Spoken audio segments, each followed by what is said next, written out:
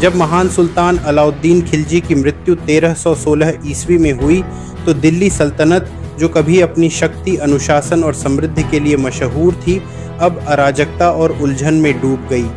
महल की दीवारें, जहां पहले शाही हुक्मों की आवाज़ गूंजती थीं, अब वहां धोखे, लालच और डर की फुसफुसाहटें सुनाई देने लगीं। इसी गड़बड़ी के समय अलाउद्दीन के भरोसेमंद सेनापति मलिक काफूर ने सत्ता अपने हाथ में ले ली।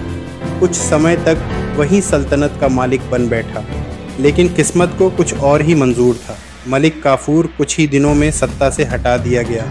इसके बाद सामने आए एक राजकुमार कुतुबुद्दीन मुबारक शाह, जो सुल्तान अलाउद्दीन खिलजी के बेटे थे।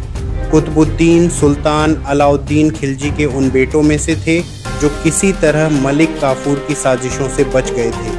जब उन्होंने दिल्ली की गद्दी संभाली तो खिलजी वंश का असली वारिस फिर से सत्ता में लौटा। उन्होंने बड़ी शान के साथ खुद को खलीफा घोषित किया और अपनी पहचान के रूप में अलवासिक बिल्लाह की उपाधि अपनाई, जिसका अर्थ था जो अल्लाह पर भरोसा रखता है। लेकिन सुल्तान कुतुबुद्दीन का स्वभाव अपने पिता अलाउद्दीन से काफ़ी अलग था। जहां अलाउद्दीन का शासन सख्त नियमों और अनुशासन पर टिका था, वहीं कुतुबुद्दीन को दयालुता और आज़ादी पसंद थी। उन्होंने अपने पिता के सभी सख्त कानून ख़त्म कर दिए। लोगों में खुशी की लहर दौड़ गई। बाज़ारों में फिर से रौनक लौट आई। अमीर और दरबारी फिर से जश्न मनाने लगे और दरबार में संगीत और नृत्य की आवाज़ें गूंजने लगीं। लेकिन जब आज़ादी अनुशासन के बिना मिलती है तो वह धीरे धीरे अराजकता में बदल जाती है। अब अमीर लोग घमंडी हो गए, अधिकारी बेईमान हो गए और दूर दराज के इलाकों में बगावतें शुरू हो गईं। सबसे बड़ा विद्रोह देवगिरी, आज का दौलताबाद में हुआ। यह वही जगह थी जो कभी अलाउद्दीन खिलजी के सामने झुकी थी। सुल्तान कुतुबुद्दीन ने अपनी सेना भेजी और विद्रोह को सख्ती से ख़त्म किया। लेकिन अब सल्तनत की नींव कमज़ोर पड़ने लगी थी। भले ही उन्होंने कई बगावतों को दबा दिया, लेकिन वे अपने पिता जैसी समझ और सख्ती नहीं दिखा पाए। उनका ज़्यादा भरोसा और दयालु स्वभाव धीरे धीरे उनके पतन का कारण बन गया। समय के साथ सुल्तान कुतुबुद्दीन मुबारक शाह विलासिता और आराम की ज़िंदगी में खो गए। उन्होंने अपने आसपास के लोगों पर अंधा भरोसा करना शुरू कर दिया।